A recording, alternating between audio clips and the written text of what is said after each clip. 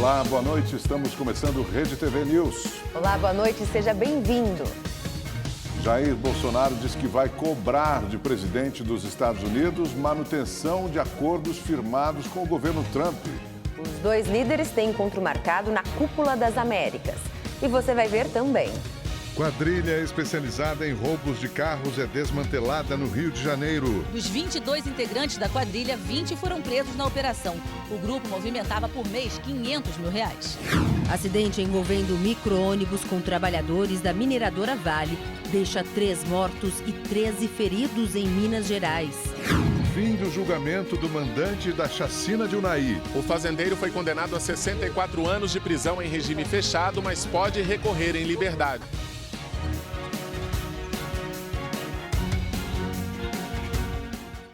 O presidente Jair Bolsonaro disse que vai cobrar de Joe Biden a manutenção dos acordos firmados com o governo de Donald Trump. Bolsonaro vai participar da Cúpula das Américas no mês que vem. Hoje, ele participou de um evento com pastores evangélicos em Goiânia. O presidente foi recebido por apoiadores no aeroporto Santa Genoveva e liderou uma motociata por 15 quilômetros até o local da Convenção Nacional das Assembleias de Deus.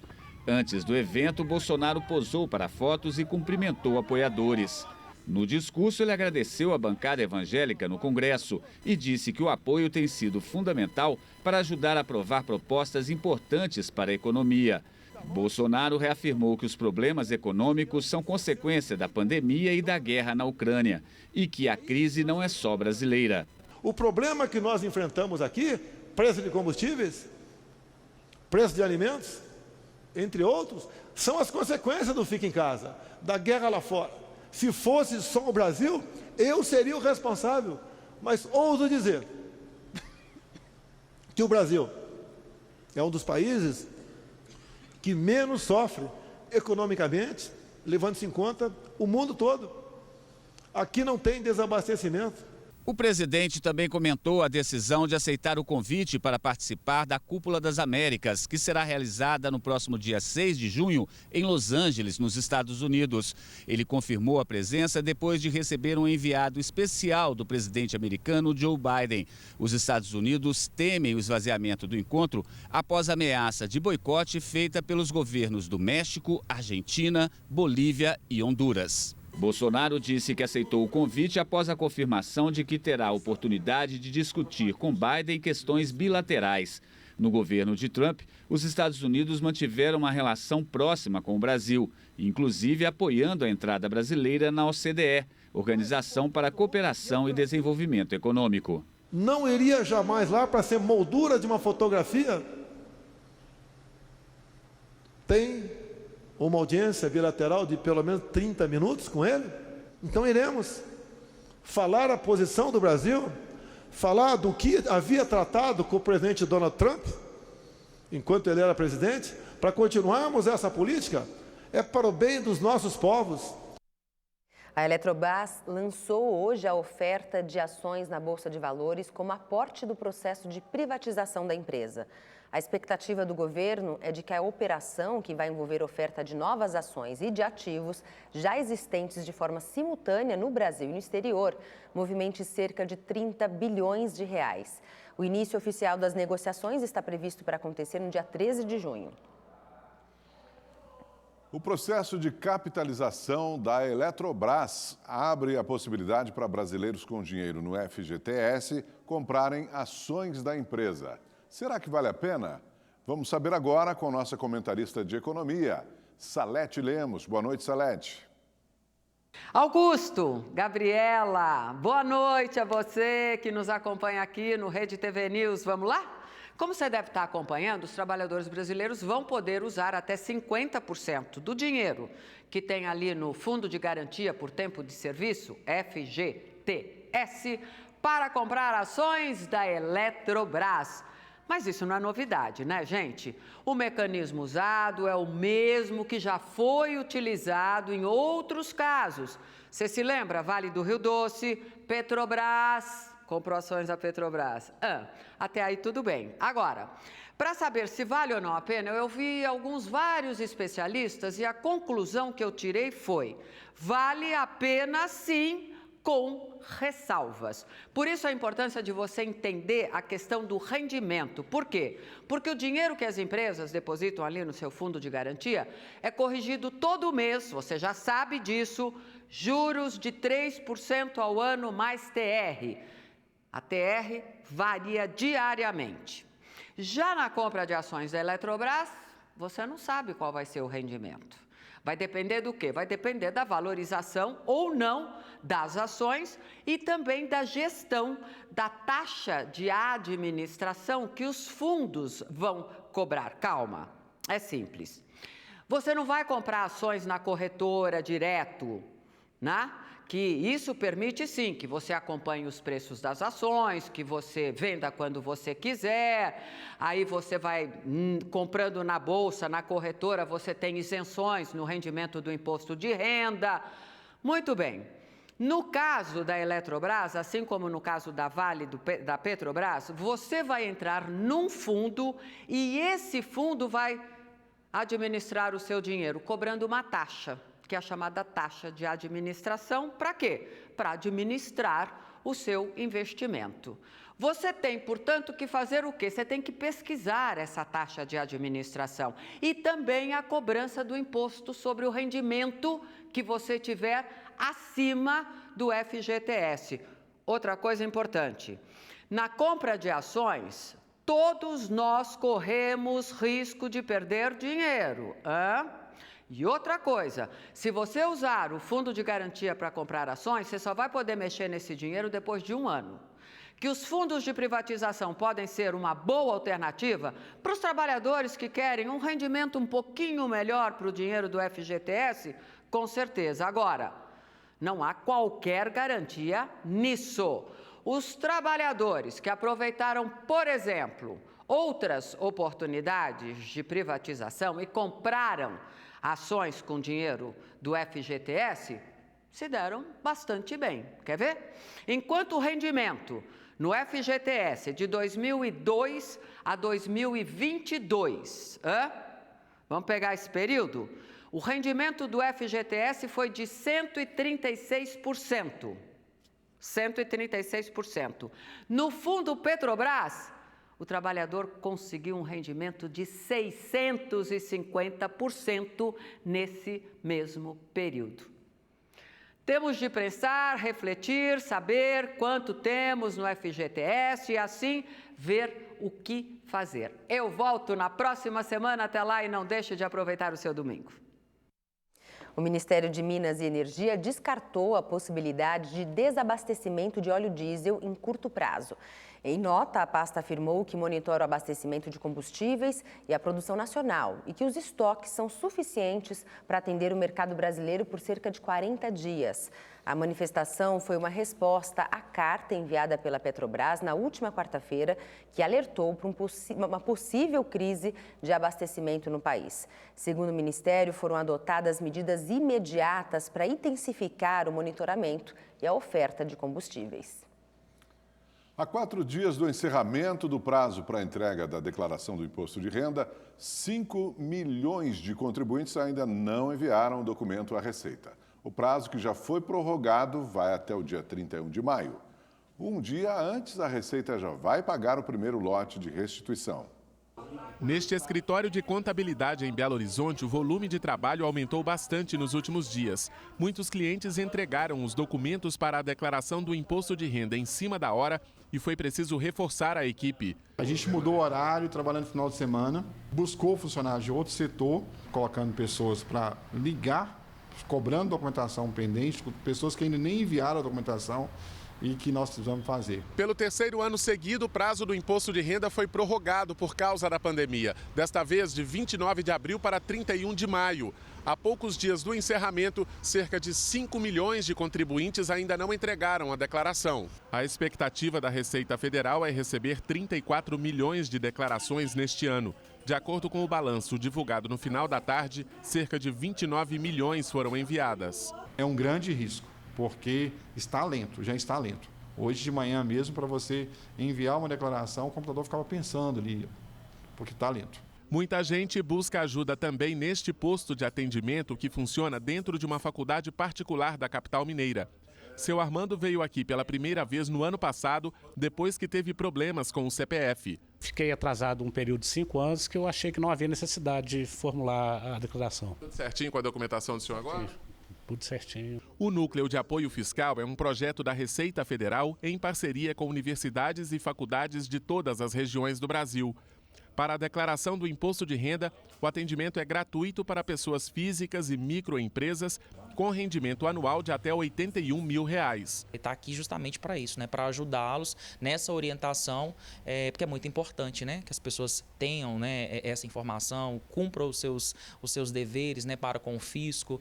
A declaração é obrigatória para quem recebeu rendimentos tributáveis acima de R$ 28.559,70 durante o ano passado.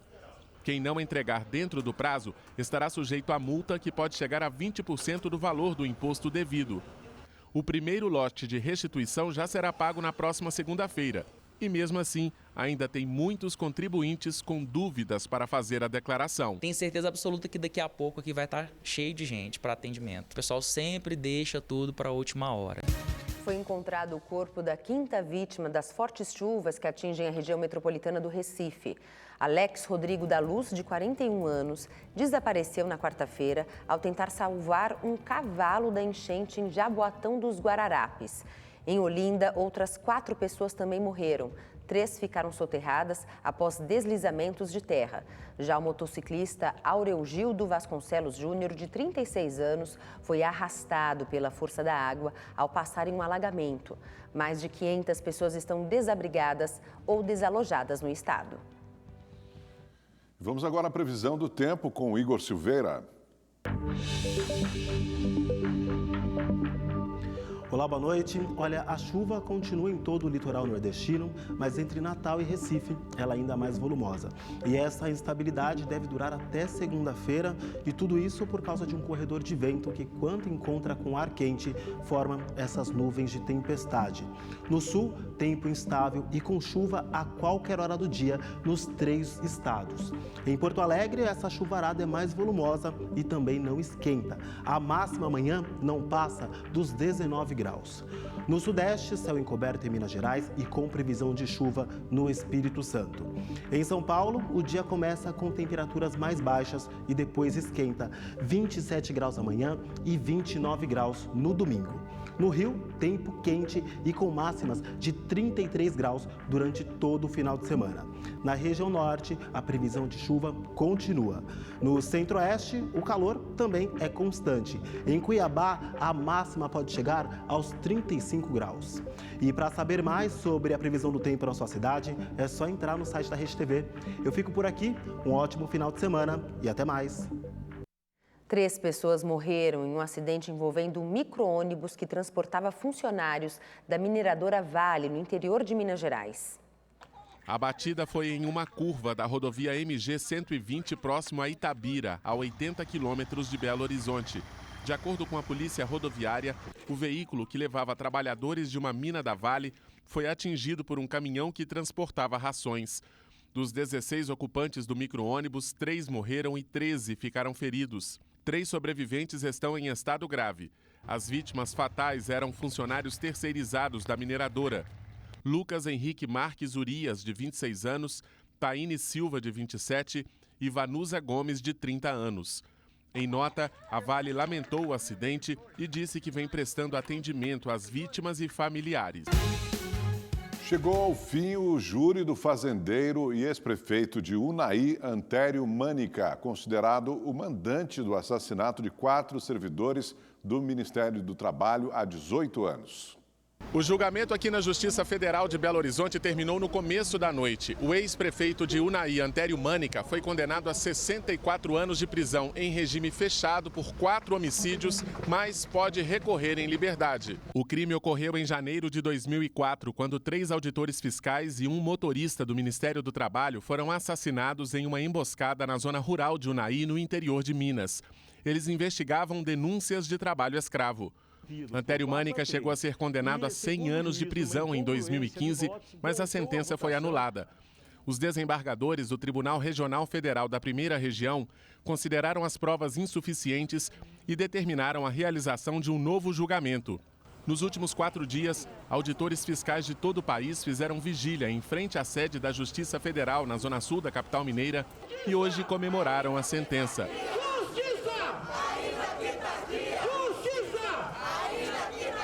Que eles cumpram as penas. Todos nós precisamos, o Estado brasileiro, que eles cumpram as penas e efetivamente paguem pelo que fizeram. No total, 7 réus foram condenados pelo crime. O empresário Norberto Mânica, irmão de Antério Mânica, também acusado de ser um dos mandantes, pegou 100 anos de prisão em 2015. Mas todos ganharam o direito de recorrer em liberdade. Tanto a defesa de Antério Mânica quanto o Ministério Público disseram que vão recorrer da decisão.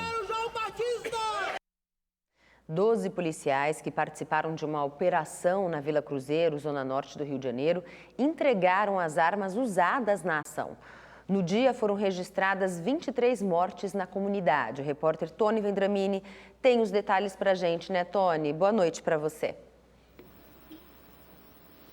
É isso mesmo. Boa noite, Gabi. Boa noite, Augusto. Boa noite a todos que nos acompanham. 9 PMs e 3 agentes da Polícia Rodoviária Federal prestaram depoimento e entregaram na Delegacia de Homicídio os fuzis que usaram nessa operação na Vila Cruzeiro. Eles admitiram que participaram de um confronto que terminou com 10 mortos em uma zona de mata da comunidade. Na ação de terça-feira, 23 suspeitos morreram. A polícia investiga as circunstâncias em que essas mortes aconteceram. A Delegacia de Homicídios aguarda a conclusão dos laudos do IML para prosseguir com a investigação. O Ministério Público Federal também acompanha o caso e já estipulou um prazo de 72 horas para que a PRF apresente os nomes e as matrículas de todos os agentes que participaram da operação. Do Rio de Janeiro, Tony Vendramini, para o Rede TV News. Obrigado, Tony. E um militar da Aeronáutica de 21 anos foi morto em uma tentativa de assalto em Nova Iguaçu, na Baixada Fluminense. Luiz Elias tinha ido buscar a mãe em um ponto de ônibus próximo à Via Dutra, quando foi abordado pelos criminosos. Eles queriam roubar o celular do jovem, mas acabaram fugindo sem levar nada. O militar foi atingido no peito e morreu na hora. Policiais rodoviários federais atribuem fatalidade à morte de Genivaldo de Jesus Santos em Ubaúba, no interior do Sergipe. Um novo vídeo mostra o exato momento em que um agente joga uma lata de gás para dentro da viatura. As imagens mostram a detenção de Genivaldo, que é colocado na traseira da viatura. Ele fica com as pernas para fora. Segundos depois, um dos agentes tira uma lata de gás lacrimogênio do colete, arranca a trava e a joga dentro do veículo, causando muita fumaça. O homem respira o gás por quase 2 minutos. Ele foi levado para o hospital, mas chegou sem vida. Segundo o laudo do IML, Genivaldo, de 38 anos, morreu por asfixia mecânica e insuficiência respiratória aguda. Os agentes da Polícia Rodoviária Federal, envolvidos no caso, classificaram o falecimento como uma fatalidade desvinculada da ação policial legítima. Esses argumentos constam na comunicação oficial da ocorrência policial. A Polícia Rodoviária Federal abriu processo disciplinar para investigar a conduta dos agentes envolvidos e informou que os 5 foram afastados. As apurações da abordagem da última quarta-feira são acompanhadas pelo Ministério Público Federal. A cervejaria Baker de Belo Horizonte recebeu mais uma multa milionária. Dessa vez por violação do Código de Defesa do Consumidor. A Justiça encerrou a primeira etapa de audiências com as testemunhas de acusação. A multa de quase 12 milhões de reais foi aplicada pelo Departamento de Proteção e de Defesa do Consumidor, do Ministério da Justiça e Segurança Pública. A decisão considerou a gravidade e a extensão das lesões causadas às vítimas. A empresa pode recorrer. Em nota, a cervejaria disse que não foi comunicada sobre a penalidade. No início do mês, o Ministério da Agricultura, Pecuária e Abastecimento também multou a Baker em 5 milhões de reais por irregularidades na fabricação da cerveja. No Fórum Criminal de Belo Horizonte foi encerrada a primeira etapa de audiências do caso. Foram ouvidas 23 testemunhas e 4 vítimas, que ainda convivem com graves sequelas da intoxicação. O último depoimento foi da empresária Elaine Reis. O marido dela, José Osvaldo de Faria, tinha 66 anos e ficou internado durante 1 ano e 5 meses. Reviver tudo é muito difícil para mim, porque eu lutei muito com ele. Eu fazia ginástica nele todo dia. Eu lutei muito para trazer ele de volta e eu não consegui. De acordo com denúncia do Ministério Público, 10 pessoas morreram e várias ficaram com sequelas após consumir um lote da cerveja Belo Horizontina, que estava contaminado por dietilenoglicol. Ainda não há data para os depoimentos de testemunhas da defesa, nem prazo para o julgamento dos réus. 10 pessoas, inclusive sócios proprietários da cervejaria, respondem por homicídio culposo, quando não há intenção de matar. A Polícia Civil do Rio de Janeiro começou a ouvir os médicos que atenderam a jovem Fernanda Carvalho Cabral, de 22 anos, que morreu com suspeita de ter sido envenenada pela madrasta. Hoje cedo foi ouvida a profissional que prestou o primeiro atendimento. Segundo a polícia, ela não suspeitou que Fernanda pudesse ter sido envenenada e avaliou que os sintomas estavam relacionados a outras doenças. A polícia também aguarda o laudo da exumação do corpo da jovem. Hoje completam 2 meses da morte dela. A Polícia Civil do Rio de Janeiro prendeu hoje integrantes de uma quadrilha especializada em roubos de carros. Casa com 2 andares, área de churrasqueira e piscina. Neste outro endereço, o mesmo alto padrão. Luxos que, segundo a polícia, eram mantidos com o dinheiro de crimes, que rendiam R$500 mil por mês. Os donos dos imóveis, que moram em Araruama, na região dos Lagos, são suspeitos de integrar uma quadrilha especializada em roubos de carros. Eles focavam basicamente em veículos mais antigos, das décadas de 90 e 2000. Eles faziam esse abastecimento dos desmanches, de oficinas também irregulares, autopeças. Dos 22 integrantes da quadrilha, 20 foram presos, principalmente na zona oeste do Rio de Janeiro. A maioria dos suspeitos estava em casa e foi surpreendida. 120 policiais civis participaram da operação. A investigação começou há 2 anos, quando 6 homens foram presos com carros furtados, sendo levados daqui da capital para uma outra região do estado. A partir daí, através de escutas telefônicas autorizadas pela Justiça, a polícia descobriu que o grupo não só furtava e roubava carros, mas também adulterava e desmanchava os veículos. Tirei o vidro aqui, estou adiantando aqui. Já tirei o vidro, só falta ir ao eixo ali, mas é rápido. Vai querer guardar placa ou pode jogar tu fora? Que foto é isso aí? Não, já cortei. Você quer guardar a placa, alguma coisa? Na operação de hoje, a polícia prendeu também donos de ferros velhos, oficinas e lojas de autopeças que recebiam o material ilegal. Esses receptadores, donos de estabelecimentos, eles encomendavam marca, modelo específico do veículo antes do crime, antes do roubo. Então, o roubador e o furtador, quando saía à rua para desempenhar atividade criminosa, ele já sabia qual é o carro que ele teria que subtrair. Uma ação conjunta entre as polícias civil e militar e a Guarda Civil Metropolitana mobilizou dezenas de policiais na região de São Paulo, conhecida como Cracolândia. O repórter Giovanni César tem mais informações para a gente. Boa noite, Giovanni.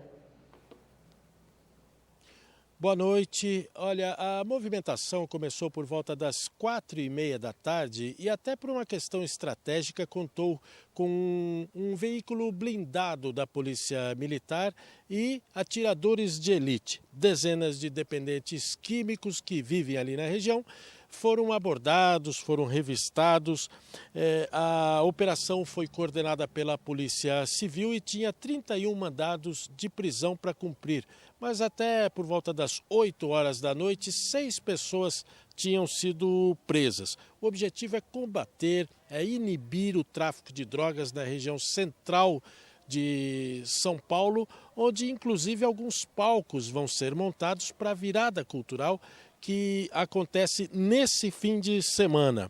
Além das polícias civil e militar, 45 agentes da Guarda Civil Metropolitana participaram dos trabalhos. De São Paulo, Giovanni César para o Rede TV News. Obrigado, Giovanni. Um homem morreu depois de levar um tiro em um assalto na zona norte do Rio de Janeiro. Imagens de câmeras de segurança mostram quando o carro dos bandidos fecha o veículo da vítima. É possível ver 2 assaltantes. Um deles fez o disparo que atingiu o pescoço do homem, que tinha 54 anos e estava acompanhado pela mulher e uma amiga. Quando o resgate chegou, ele já estava morto. Os ladrões levaram celulares, as bolsas e fugiram. Em Fortaleza, uma mulher foi atacada por um homem em um ponto de ônibus. Ela corre e o agressor vai atrás. Ele chega a tocar nas pernas e na cintura dela para derrubá-la. A mulher consegue pedir socorro em uma loja de automóveis. Até agora, o homem não foi preso. A casa de um empresário do setor de construção civil foi invadida por 2 assaltantes na zona sul de São Paulo. A família foi feita refém. Os 2 homens renderam este funcionário na calçada e conseguiram entrar no imóvel. A polícia foi chamada quando o assalto já estava em andamento. Entraram procurando o cofre, e não tinha nada no cofre, né? Os funcionários, como são muitos funcionários, esconderam, né? Puderam ligar. Os assaltantes já estavam saindo quando a primeira viatura chegou. Houve troca de tiros, eles recuaram, aí um dos criminosos tentou fugir pulando o muro nos fundos da casa, mas ele acabou preso. O outro ladrão recuou e fez 6 pessoas reféns. Houve intensa negociação com os policiais. O que está faltando, Thiago, agora? Só um minuto, só minha mulher mandar uma posição para mim. Para se render, o criminoso exigiu a presença da esposa e do advogado, com o qual conversou por videoconferência. O tempo todo ele tinha uma vítima em seus braços com a arma engatilhada, dedo no gatilho, e negociando, e com os nossos negociadores fazendo de tudo para que pelo menos ele tirasse o dedo do gatilho. Depois de mais de 1 hora, ele libertou os reféns e também foi preso. O delegado-geral da Polícia Civil, Oswaldo Nico, acompanhou a negociação. Ele disse que temeu que alguma vítima fosse ferida por se tratar de assaltantes com muitas passagens pela polícia. Porque foi assim, muito risco. Eu temia muito pela morte de alguém, porque ele estava descontrolado, é uma pessoa que já conhecia da polícia, tem vários assaltos. A casa de um empresário do setor de construção civil foi invadida por 2 assaltantes na zona sul de São Paulo. A família foi feita refém. Os 2 homens renderam este funcionário na calçada e conseguiram entrar no imóvel. A polícia foi chamada quando o assalto já estava em andamento. Entraram procurando o cofre, e não tinha nada no cofre, né? Os funcionários, como são muitos funcionários, esconderam, né? Puderam ligar. Os assaltantes já estavam saindo quando a primeira viatura chegou. Houve troca de tiros, eles recuaram, aí um dos criminosos tentou fugir pulando o muro nos fundos da casa, mas ele acabou preso. O outro ladrão recuou e fez 6 pessoas reféns. Houve intensa negociação com os policiais. O que está faltando, Thiago, agora?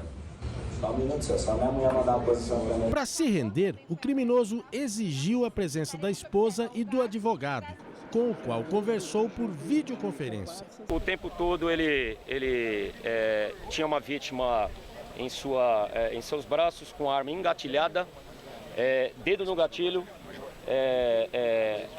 e negociando, e com os nossos negociadores fazendo de tudo para que pelo menos ele tirasse o dedo do gatilho. Depois de mais de 1 hora, ele libertou os reféns e também foi preso. O delegado-geral da Polícia Civil, Oswaldo Nico, acompanhou a negociação. Ele disse que temeu que alguma vítima fosse ferida por se tratar de assaltantes com muitas passagens pela polícia. Porque foi assim, muito risco. Eu temia muito pela morte de alguém, porque ele estava descontrolado, é uma pessoa que já conhecia da polícia, tem vários assaltos. Rede TV News fica por aqui. Uma ótima noite para você. Boa noite, obrigada pela sua companhia e até amanhã. Tchau, tchau.